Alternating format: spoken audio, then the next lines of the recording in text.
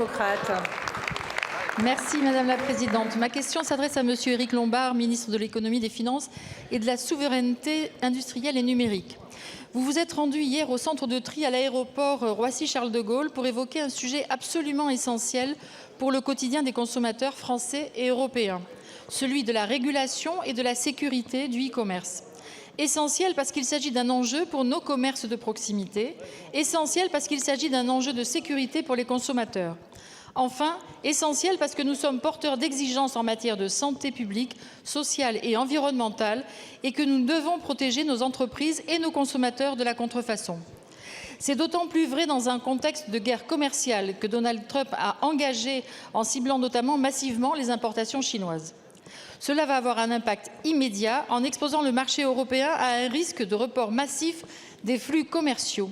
Les petits colis, venus principalement de Chine, introduits à des prix défiant toute concurrence via des plateformes numériques, pourraient affluer encore plus massivement sur notre territoire qui en reçoit déjà 800 millions chaque année. C'est la raison pour laquelle vous avez présenté hier un plan d'action pour la régulation et la sécurité du e-commerce. Ce plan d'action que nous soutenons prévoit des mesures concrètes afin que nos règles soient enfin respectées, dont les plus fortes nécessiteront d'être prises au niveau européen. Je pense notamment à la volonté française de mettre fin à l'exemption des droits de douane pour les petits colis dans le cadre de la réforme de l'union douanière intervenant en 2028, ainsi que l'instauration à partir de 2026 d'un mécanisme de contribution sous forme de frais de gestion forfaitaire appliqués à chaque colis entrant en Europe pour financer nos contrôles. Monsieur le ministre, pouvez-vous nous préciser le calendrier et les contours de ces mesures et nous indiquer comment la France va agir à l'échelle européenne pour répondre à ce défi et protéger au mieux nos concitoyens et nos entreprises? Je vous remercie.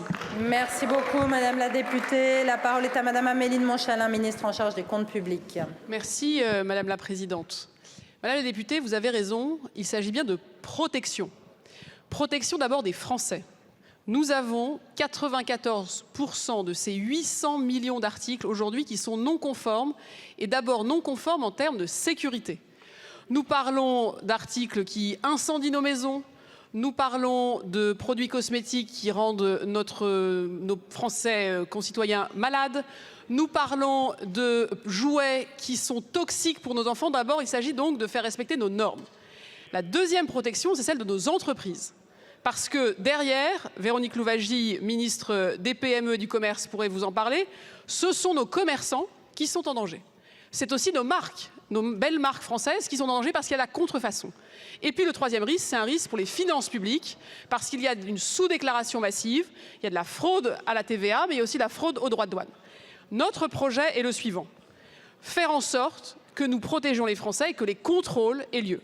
Les douaniers font leur travail parce que les plateformes ne font pas leur travail.